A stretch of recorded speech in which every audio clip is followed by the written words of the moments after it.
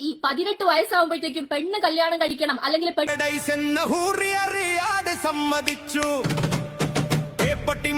പെണ്ണുങ്ങൾ വഴി പഴച്ചു പോകും. വായി തലയ്ക്കുന്ന ഒസ്താക്കന്മാരോടാണ് എന്റെ ചോദ്യം. ഈ 18 വയസ്സുള്ള കുട്ടീനെ ഇങ്ങനെ കെട്ടിച്ചിട്ട് ഇമാതിരി തെമ്മാരിമുള്ള ഒരു ഡോക്ടർ ആയിട്ടുള്ള ആയിഷ ബീവിനെ കാണാൻ റസൂലുള്ള ചെല്ലുമ്പോ കുട്ടികളുടെ ഇടയിൽ നിന്ന് പാവക്കുട്ടികളെ കൊണ്ട് കളിക്കുക. ഇൻഡിപെൻഡന്റ് ആയിട്ടുള്ള ഒരു ലേഡിക്ക് പോലും ഈ ഒരു അവസ്ഥയാണ് ഈ മതത്തിൽ വരുന്നതെന്നുണ്ടെങ്കിൽ സാധാരണക്കാരിയായിട്ടുള്ള 18 ഹരാരിയുടെ പുസ്തകം വായിച്ചു നോക്കൂ. എന്തിനാ അതിന്റെ താഴെ ഇരുന്ന് തെണ്ടാനോ? വയസ്സ് മാത്രമായിട്ടുള്ള പെൺകുട്ടികളെ വിവാഹം കഴിച്ചയക്കണം. ഇവർക്ക് ഈ ഗതികേട് വന്നാൽ ഇവരെന്ത് ചെയ്യും? ഇവരെങ്ങനെ ജീവിക്കും? പുരുഷാധിപത്യത്തിനെ വ്യാഖ്യാനിച്ച് സംരക്ഷിക്കുകയാണ് ഇവിടുത്തെ മത നേതാക്കള്. നിങ്ങളുടെ മതത്തിൽ പുരുഷന്മാർ മാത്രമേ ഉള്ളൂ, സ്ത്രീകൾ? 10ാം ക്ലാസ്സിലെ കുട്ടിയാ ആരോടും അങ്ങോട്ട് വിളിച്ചത്? ഞാൻ മേലിൽ നിങ്ങൾ വിളിച്ചിട്ടുണ്ടെങ്കിൽ കാണിച്ചു തരാം. ഇവിടാണ് ആണുങ്ങൾ. നിങ്ങൾ എങ്ങനെയാണോ നിങ്ങളുടെ കൃഷിയിടത്തെ കാണുന്നത് അതുപോലെ നിങ്ങളും ഇതിനെ കാണുന്നില്ല.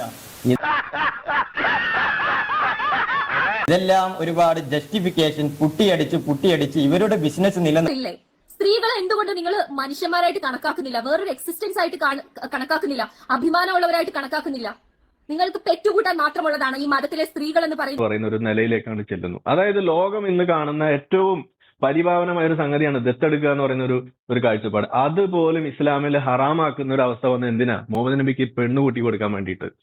നിങ്ങൾക്ക് തോന്നുമ്പോ നിങ്ങൾ വേറെ പോയിട്ട് കല്യാണം കഴിക്കാനും അവരുടെ അനുവാദമില്ലാതെ കല്യാണം കഴിക്കാനുമായിട്ട് എന്ത് കാലഹരണപ്പെട്ട നിയമങ്ങളാണ്? അത് മാറ്റാൻ സമയമായില്ല ഈ 2026-ലും? ഇമാതിരിയുള്ള മലയാളത്തിൽ ഇതിന് ഞരമ്പ് രോഗം എന്ന് പറയും. നിങ്ങൾ നമ്മൾ ചോദിച്ചു കഴിഞ്ഞാൽ മതത്തിനെ ചോദ്യം ചെയ്തു. ഇതൊക്കെ മനുഷ്യാവകാശ ലംഘനമാണ്, കടുത്ത മനുഷ്യാവകാശ ലംഘനം. മനസ്സിലായില്ലേ? എന്ന് ആഗ്രഹിക്കാത്ത കുറെ കാടന്മാരായിട്ടുള്ള പുരുഷന്മാരുണ്ട് അവിടെ, പുരുഷ മേധാവികള്. ഇവര് സമ്മതിക്കില്ല. സ്ത്രീക്ക് പെറ്റുകൂട്ടാനാണ് സ്ത്രീ എന്നുള്ളതും വീട്ടിലെ ഇവർ ഒരു സ്ത്രീയെ എനിക്ക് വേണമെന്ന് പ്രവാചകൻ പറഞ്ഞിരുന്നു എങ്കിൽ ഇസ്ലാമിന്റെ നിയമം ആ പെണ്ണിനെ പ്രവാചകന് അവകാശപ്പെട്ടതാണെന്നുള്ളതാണ്. അണ്ടർവെയർ വരെ കഴുകി കൊടുക്കാനുള്ളതാണ് സ്ത്രീകൾ എന്നുള്ളതും ഇവരങ്ങ് ധരിച്ചു വെച്ചിരിക്കുകയാണ്. ഇവർക്ക് കിട്ടിയ വിദ്യാഭ്യാസം അതാണ്.